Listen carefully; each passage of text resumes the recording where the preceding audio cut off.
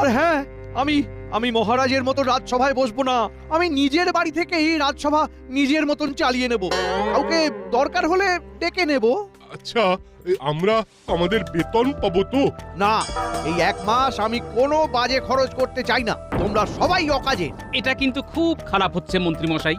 বেতন না পেলে আমাদের সংসার চলবে কি করে? সব তোমাদের ব্যাপার।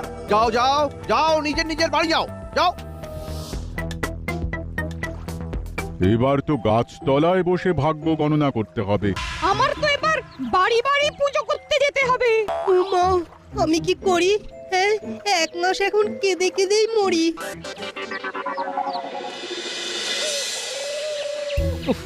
মন্ত্রীটা আর কোনোভাবেই শুধরালো না। হ্যাঁ, মহারাজ যেতেই শয়তানি শুরু করে দিল। এখন 1 মাস হাতে লণ্ঠন।